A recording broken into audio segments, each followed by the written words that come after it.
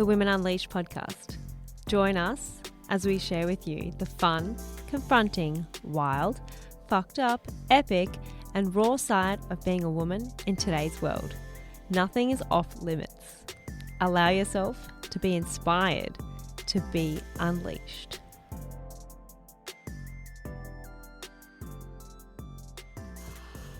Welcome to season 2 of the Women Unleashed podcast. Yay! I am your co-host, Britt, and Taylor is with me. Hello.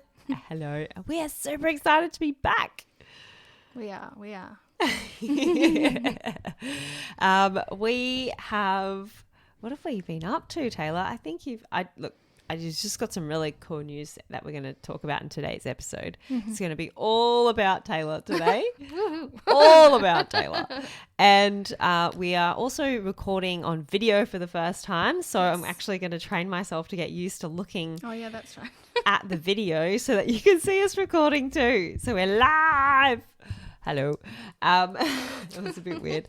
Anyway, I'm pretty excited. All right. So we've had a little break between seasons. Yes, we have. And what's happened, Taylor? Tell us. Well, I am having a baby. Woo! Yay! My first baby. So Your very first exciting. baby. Yes. Yes. Congratulations. Thank you. Thank Congrats. you. Yes, Will and I are Will is my partner, obviously, and we're very excited. So it's exciting. And we're having a little girl, which we've found out. So it's very cool getting all her cute little outfits and stuff. It's very exciting. Oh So my gosh.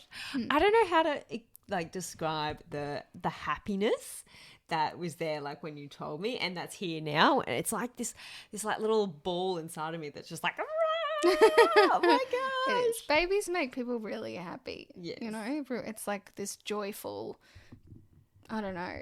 Like Yeah, when you tell babies people are it's joy. Yeah, they are joy because they're just love, right? Well, Big ball of love. Mm. Yeah, they're so I think cute. they are a cute ball of love. So take us back. Mm-hmm. When did you find out? And this Ooh, is. when did we find out? I think we found out May. Mhm. May. And were you planning? Yeah, yes and no. Like it was, we weren't on any contraception. Like I wasn't on any contraception, so it was kind of like let's just see what happens. Yeah. But no pressure. It was just, Yeah. if it happens, that's great. If not, well, Cool. that's Just okay. keep trying. We get to have lots of sex. So. Yeah. Sorry, that's Yeah. a bit cheeky. That's what we're all about here. Yeah. Okay. So- Inspiring other women to be unleashed. Yes. So, So that but it actually ended up happening pretty quick. But we were I was tracking things as well, just because, why not? It's good to track and to know, especially like your periods and things, just to make sure everything's working the way it should.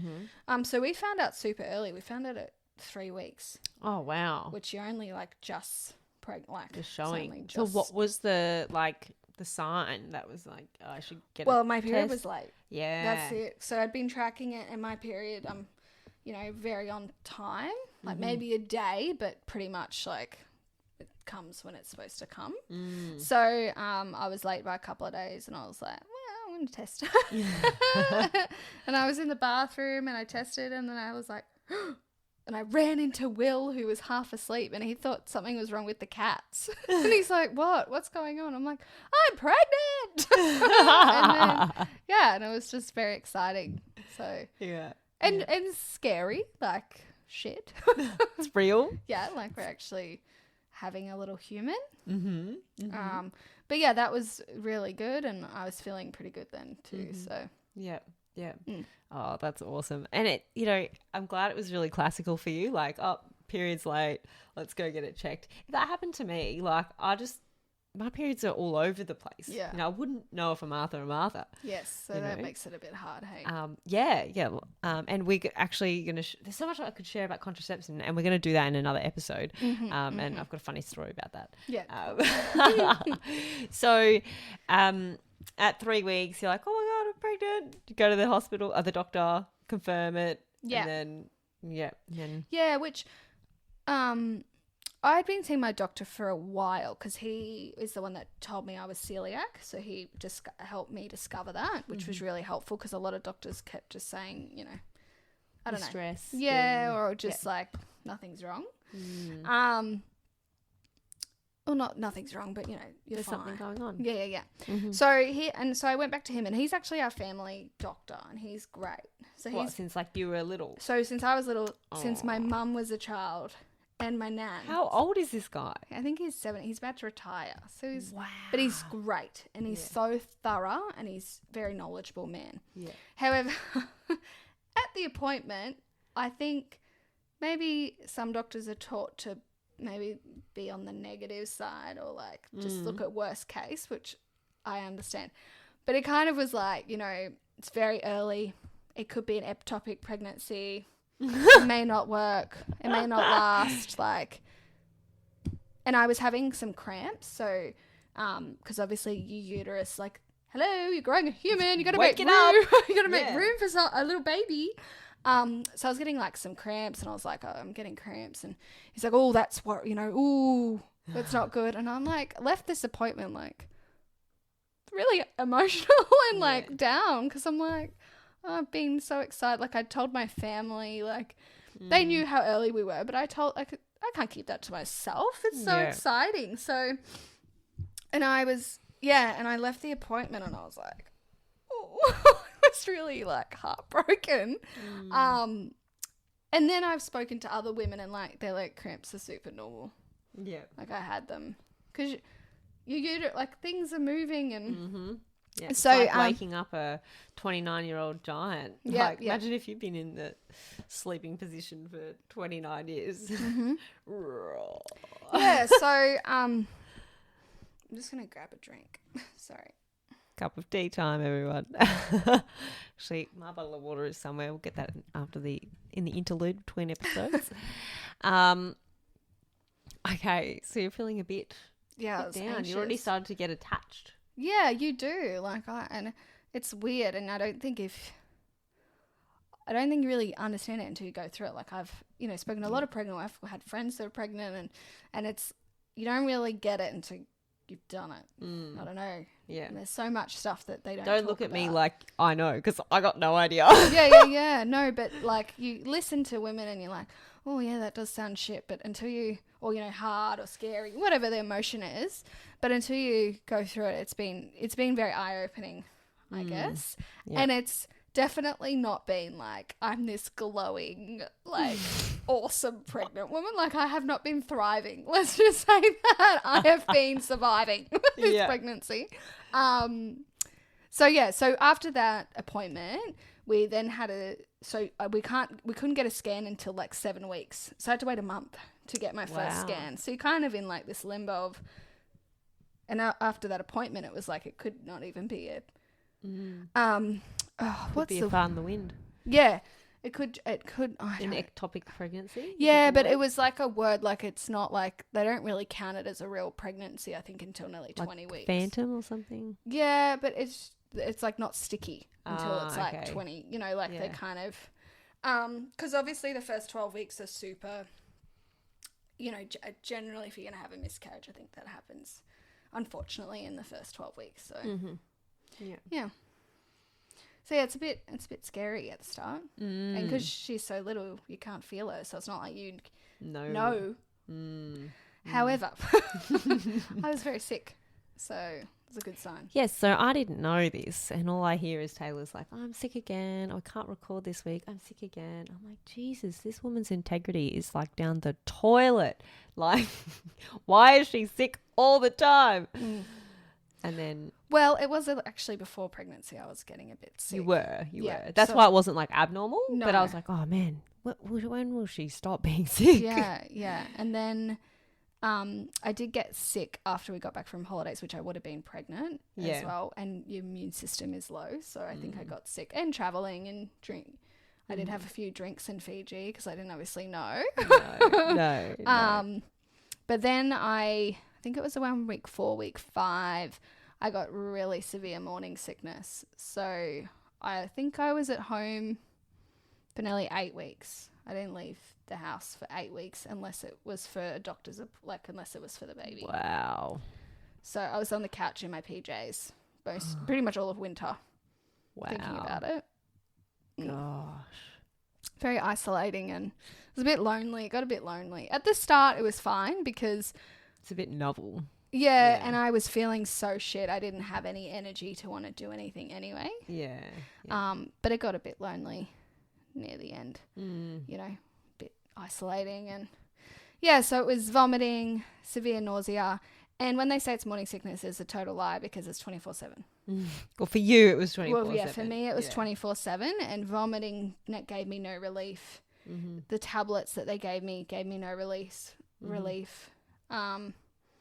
The only time I didn't feel shit was when I was sleeping. That's fucked. It is so fucked. Remember when you said, like, I haven't washed my hair for 2 weeks. I can't even stand up long enough to wash my hair. Yeah, I couldn't. Yeah. I would start dry reaching or I'd vomit in the shower. And the idea of washing my hair was like such a hard task. It was ridiculous. It was such a oh God. I don't want to do that. No. It's traumatic. It's too much. Mm-hmm. And the only way I can relate it, if you haven't experienced it, is like having a hangover. Like you had a big night the night before and having a hangover 24/7 for 2 months. That's the only way I can describe it. Or like gastro. Yeah. Millie in some ways, like gastro. So yeah, but then I got on, I think just after my first trimester, so that's your 12 weeks, I got on Danzatron, which is like probably the top morning sickness tablet before you get on steroids, which I really didn't want to have to go on steroids. Yeah. So I got that, and sorry, Danzatron just sounds like you'd be doing things on like, on Danzatron. Or like doot, doot, Yeah. doot, doot, doot, doot. Exactly. So I got on that, and that plus obviously being after the first trimester has made it better, and now I'm back to work and like doing my back to living my life. I still have moments like, you know, I was vomiting on Monday, like it just happens, but now it actually, I can keep going. It doesn't stop me. Yeah, it doesn't take you out. No, because I get relief from spewing now from rather spewing. than before it was like, oh, I don't feel any better. This is gross. Yeah. Like this morning we went out for breakfast, and after leaving the cafe you were like, oh, oh. And I'm like, oh no, like I don't have anything right now, and all I could offer was like the garden bed right beside me. I felt like such a shit friend because I was like, I'm not giving you my handbag. That's gross. Ew. No way. No way. No, so yeah, now I'm used to it, so it's not as like big a deal. Yeah, you're not as much of a drama queen about it. Yeah. You just get on with it. So what was it like for you to be like so sick and not be able to get on with life and not like be able to tell people or you did, what was that whole process like for you? Yeah, so I guess with telling people, I kind of didn't really have an option because I run a business, obviously, had clients. I did put myself on unexpected leave, but I can't be on unexpected leave for 2 months without people thinking I'm like dying or, you know, people were worried. People started getting worried, and I work with my mum. Yeah, your voice message, I haven't told you this, but your voice message was like really significant. It was like you had like a life-threatening I was feeling pretty sorry for illness. myself. So yeah, that's probably why they were concerned there, because I heard it a couple of times. So I was like, yeah. I didn't know what to do. It was just such a strange time, and I didn't really know what to do, but I couldn't work because, you know, I'm dealing with people's finances every day, and my brain was not capable, and I didn't want to make bad decisions for people and provide them the wrong choice. Yeah. You know, I don't want to fuck up their finance because I'm not feeling well. So I had to take some time off, which was hard, and my mum just kept telling people, you know, I'm not well, but in the end I was like, just tell people there's nothing, you know, and I get that they think, you know, they say don't tell people until after 12 weeks, and maybe if you're not sick, you can keep it a secret. But I also thought that if anything happened to the baby. We did lose it. The people that I've told, I'd want to know, because I'd want them to know that, like, I'm going through that as well. Like, I wouldn't want to be suffering alone. So I get the keeping it, maybe you don't post it on social media, but, like, I think sharing it with people's okay. Well, the people that, you know, you're close to and that you love. So I don't know about, like, keeping it a secret. I think each their own, but in my case, I really had to tell people. Yeah. So Yeah, otherwise you would have got more and more shit from me. yeah. Yeah. So that was cool. And I guess not working, it was weird because I'm normally such a busy person. Like, I'm always got something on, there's meetings, there's appointments, there's doing, you know, always busy. So it was very strange to just, like, do the total opposite. I didn't really know. I felt a bit lost, I guess. And, like, who I was going to be now or something. I don't know. Yeah, because you had this identity of being a busy businesswoman. Yes. Yeah, and I had to stop. That's what's happening, Taylor. You're going through an identity crisis. I am. Who you knew yourself to be is in question. Yes, it is. Yes. It's a bit of an aha moment because we were talking about this over breakfast this morning. Yes. So yes, I think that's what's happening. I'm going through an identity crisis because I've always had, like, in my head that, you know, if you're a mum, you've still got to be working and, like, crazy busy. Like, you got to do it all. You can't just be, like, one or the other. And it's probably a bit of my childhood. Like, my mum is a superstar and, like, worked super hard to support me and her as a single mum and had a mortgage, and she was always working. So for me, like, that's a normal, you know, and relying on your partner to kind of be more financially stable than maybe you are was, like, foreign. And it's uncomfortable for me. So I've just recreating, like, that's okay. Yeah, well, the cool thing about having an identity crisis and having an identity in the first place is that you made up the identity. Yeah. So you get to go make up a completely new one. Yes, I do. I'm just not sure what I want that to be. It's your old identity's like, yeah, but I like this identity. Yes. I've been this way for 29 years. Or, yes. let's say 25 years.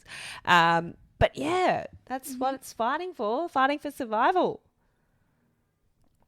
Yes, and being a business owner, you know, I've been working on my business for 5 years, so that's, you know, going to take a back seat because I'm going to be being a mum, you know, and I want to be able to be a mum. Yes. Just be present and, like, enjoy watching her grow up and learn new things. And, I don't really want to miss out because I'm working.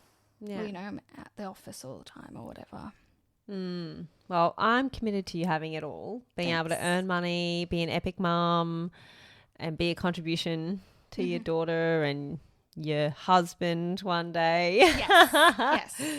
Yeah, he's been awesome too, by the way. He's been the most supportive, helpful, best person in the world. So I'm very lucky, and it's, you know, I think it's really important to make sure you pick your baby daddy well. Oh my gosh, I, like, cringed when you said that. I was like, I just hear, like, Americans. I know. I did it on purpose. It was purpose. Oh. But yeah, just making sure the dad of your kid is, like, someone you are okay with having for the rest of your life, you know, in your life, and that they're going to be there or whatever you need, you know. Yeah. So I think that's been, he's been great. I'm very lucky. So, and I acknowledge you, Taylor, for doing the work on yourself to be the kind of person that would have Will show up in your life and be the father of your children. Thank you.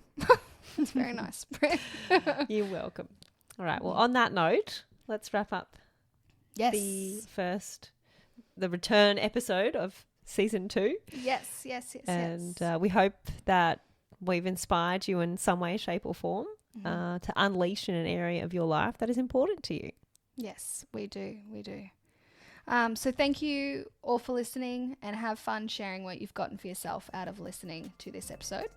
Our goal is for our content to reach as many people as possible and become the #1 women empowerment podcast in Australia. So please subscribe, share, and leave a review. See you for now. Bye for now.